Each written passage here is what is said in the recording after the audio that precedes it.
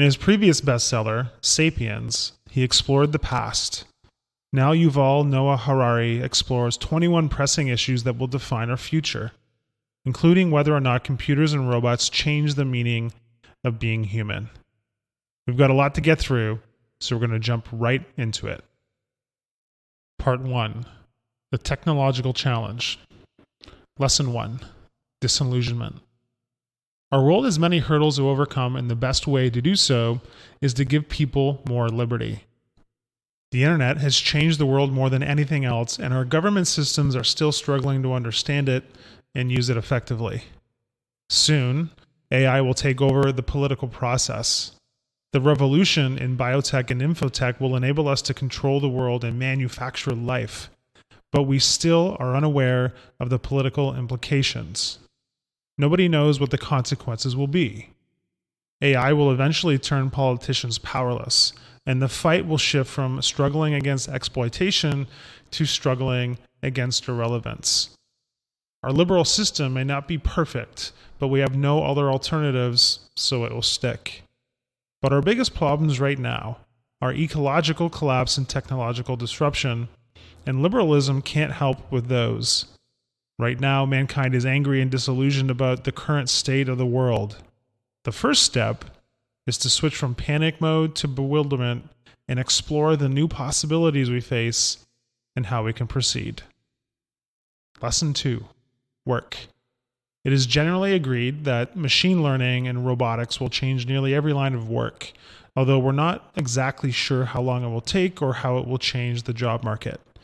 AI can outperform humans in uniquely human skills and uniquely non-human abilities, connectivity, and updatability. Computers can easily integrate into a single network, thus they will always be stronger than the abilities of a human individual. Thus, automation will bring immense benefits. In terms of job security, AI will take the jobs of those with low levels of expertise, but may create more jobs for those with high levels of expertise. Potential solutions include prevention of job loss, creation of new jobs, and how to respond if job losses significantly outstrip job creation. Universal basic support could make job loss irrelevant, as long as we have strong communities and meaningful pursuits. Lesson 3. Liberty. Referendums and elections are more about human feelings than about rationality, both for the voters and for the officials. Scientific insights on the brain and body suggest that our feelings are biochemical mechanisms that calculate probabilities of survival and reproduction. Feelings are based on calculation. Soon, we will have an algorithm for everything: what to study, where to work, and whom to marry. Since humans typically make mistakes, it could be logical to trust the algorithm, just as humans trust the Google algorithm to give us the answers to our questions. AI is scary because they will always obey their masters, and there is no way for us to ensure that their masters are benign. As algorithms get better, authoritarian governments could gain absolute control over their citizens, and resistance would be utterly impossible. In the meantime, humans are relying on AI to help with their decisions, which can lead to serious discrimination. Today, banks are already using algorithms to analyze data and make decisions about us. Digital dictatorships threaten our liberty and equality and could make most people irrelevant. Lesson 4. Equality. Globalization has benefited large parts of the world, but it has also increased inequalities between and within societies. Soon, the rich may be able to upgrade physical and cognitive abilities, which would separate humankind into a small class of superhumans and a massive underclass of useless Homo sapiens. It's possible that different human groups will have completely different futures. To prevent the concentration of all wealth and power, the key is to regulate the ownership of data. It's crucial to get our lawyers, politicians, philosophers, and even poets to focus on this problem, as it may be the most important political question of our era. Part 2. The Political Challenge. Lesson 5. Community. Humans need community to flourish. Over the past 2 centuries, intimate communities have been disintegrating. Facebook is a great place to start in terms of community building, but in order for it to truly make a difference, it will have to transcend into the offline world as well. Humans are incapable of intimately knowing more than 150 individuals, so it's risky for us to invest too much time and energy in online relationships because that means neglecting offline relationships. Lesson 6. Civilization. Humans have always been divided into diverse civilizations with incompatible worldviews. Human tribes tend to come together over time to become larger and larger groups. This process has taken two distinct forms: establishing links between distinct groups and homogenizing practices across groups. Our planet is divided into sovereign states that generally agree on the same diplomatic protocols and international laws. The Olympic Games are an impressive example of global agreement. People still have different religions and national identities, but when it comes to the practical stuff, almost all of us belong to the same civilization. Lesson 7. Nationalism. Nationalism is not inherent, but there is nothing wrong with it. The problem starts when patriotism becomes ultra-nationalism, the belief that one nation is supreme. This leads to violent conflict, and with nuclear weapons, the stakes of war are much higher. Climate change is an alarming issue, but for any serious effectiveness, changes must be made on a global level. In the context of climate change, nationalist isolationism is probably even more dangerous than nuclear war. In order to make wise choices about the future, we must look beyond the nationalist viewpoint and take a global or even cosmic perspective. Lesson 8. Religion. To understand the role of traditional religions in the world of the 21st century, we need to distinguish between three types of problems. Technical problems. For example, how should farmers in arid countries deal with severe droughts caused by global warming? Policy problems. For example, what measures should governments adopt to prevent global warming in the first place? And identity problems. For example, should I even care about the problems of farmers on the other side of the world, or should I only care about problems of my own tribe and country? Traditional religions are largely irrelevant to technical and policy problems, but they are extremely relevant to identity problems. However, in most cases, they are a major part of the problem rather than part of the potential solution. Lesson 9. Immigration. To clarify matters, Harari defines immigration as a deal with three basic conditions or terms. Number 1, the host country allows immigrants in. Pro-immigrationists think that countries have a moral duty to accept those who seek a better future. Anti-immigrationists say that you are never obliged to let people in. Number 2, in return, the immigrants must embrace at least the norms and values of the host country, even if that means giving up some of their traditional norms and values. Pro-immigrationists say that having a wide spectrum of opinions, habits, and values makes a nation vibrant and strong. Anti-immigrationists argue that immigrants are often the intolerant ones. And number 3, if they assimilate to a sufficient degree over time, they become equal and full members of the host country. They become us. Pro-immigrationists demand a speedy acceptance, whereas anti-immigrationists want a longer probation period. Part 3. Despair and Hope. Lesson 10. Terrorism. Terrorists kill very few people, but nevertheless manage to terrify billions and shake huge political structures. Air pollution and diabetes kill far more people than terrorist attacks, yet we fear terrorism far more. Terrorists cause damage by creating a theatrical spectacle that they hope will provoke the enemy and cause them to overreact. In order to assuage those fears, the state must respond to the theater of terror with its own theater of security. A successful counterterrorism strategy is to focus on clandestine actions against the terrorist networks, keep things in perspective to avoid hysteria, and stop ourselves from overreacting to our own fears. If we react in a balanced way, terrorism will fail.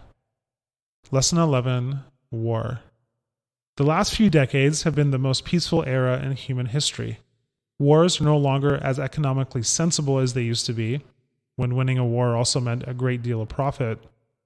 So waging war doesn't make much sense anymore. But humans are stupid, so we cannot assume that war is impossible. One potential remedy for human stupidity is humility, seeing our true place in the world. Lesson 12, humility. Most people believe that they are the center of the world and that their religion is too.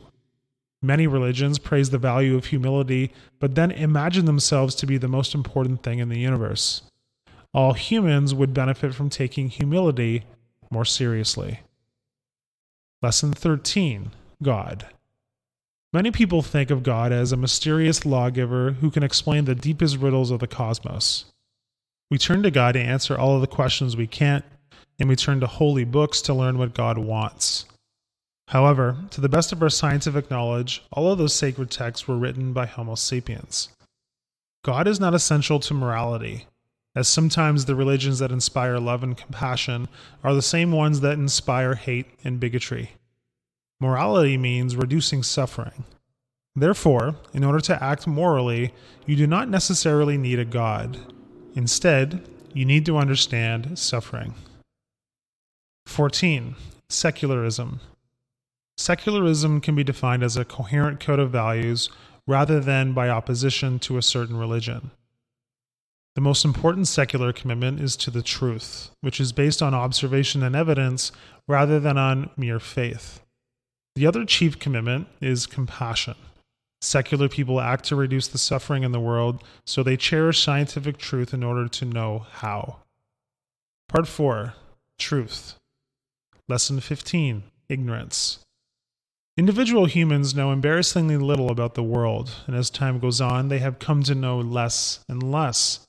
We rely on the expertise of others for almost all of our needs. We think we know a lot because we treat knowledge in the minds of others as if it were our own. However, people fail to realize how ignorant they are because they lock themselves inside of echo chambers of like-minded friends. Groupthink and individual ignorance can be extremely dangerous. If you really want the truth, you must escape the black hole of power and waste a lot of time experimenting with unproductive paths, dead ends, and doubts. Lesson 16, Justice. Justice demands a set of abstract values and an understanding of concrete cause and effect relations. In our modern global world, it's difficult to comprehend relationships between millions of people across entire continents. Most of the injustices in the contemporary world result from large-scale structural biases rather than from individual prejudices. Most of us cannot understand the major moral problems of the world, thus it is hard to find justice. Lesson 17, Post-Truth. Humans have always lived in the age of post-truth. Homo sapiens conquered the planet because of the unique ability to create and spread fictions. As long as everybody believes the same fictions, we all obey the same laws and can thereby cooperate effectively. Branding often includes telling the same fictional story again and again until people believe it's true. If you want power, at some point you'll have to spread fictions. If you want truth, at some point you will have to renounce power. Humans prefer power to truth. 18. Science fiction. In the early 21st century, perhaps the most important artistic genre is science fiction because people turn to movies and TV shows to understand the most important technological, social, and economic developments of our time. This means that science fiction needs to be more responsible in the way it depicts reality. Since your brain and yourself are part of the matrix, to escape the matrix, you must escape yourself. This might become a necessary survival skill in the 21st century. Part 5, Resilience. Lesson 19, Education. Today, it is more difficult than ever to know what to teach the youth because we have no idea what the future will look like. Much of what kids learn today will likely be irrelevant by 2050. Currently, schools try to cram information into kids' brains. But today, it's easy to access information, and kids need the ability to make sense of the information, to tell the difference between what is important and unimportant, and to combine many bits of information into a broad picture of the world. Since we don't know what the world and the job market will look like in the future, we don't know what skills people will need. Instead, school should focus on general purpose life skills such as how to deal with change, learn new things, and preserve your mental balance in unfamiliar situations. Lesson 20. Meaning. When we look for the meaning of life, we want a story that will explain what reality is all about and what my particular role is in the cosmic drama. To give meaning to life, a story needs to satisfy two conditions. It must give me some role to play, and it needs to extend beyond my horizons. It must provide me with an identity and give meaning to my life by embedding me with something bigger than myself. The story doesn't need to be true. A story can be true fiction, yet provide me with an identity and make me feel that my life has meaning. In order to understand ourselves, a crucial step is to acknowledge that the self is a fictional story that the intricate mechanisms of our mind constantly manufacture, update, and rewrite. The storyteller in my mind explains who I am, where I came from, where I am heading, and what is happening to me right now. And we finish with lesson 21, meditation. Suffering is not an objective condition in the outside world. It is a mental reaction generated by my own mind. Learning to control my mind is the best way to stop suffering. Meditation is not an escape from reality. It is getting in touch with reality. Self-observation is hard, and as time goes on, humans create more and more complex stories about themselves, which makes it increasingly difficult to know who we really are. If we want to make the effort, we can still investigate who we are, and we need to do it now. Hi, I'm Rhonda, and this is an exclusive audiobook video recorded for the Audiobook Master Channel. Enjoy your audiobook and have fun learning. Don't forget to subscribe and hit the notification button so you'll get updated on our next upload. If you liked the video, give us a thumbs up and say your thoughts about the book we just covered. Do you want to listen to a summary or review of a book that we haven't covered in the past? Say it in the comments below or send us a message. Don't forget to check our other uploads. Enjoy listening!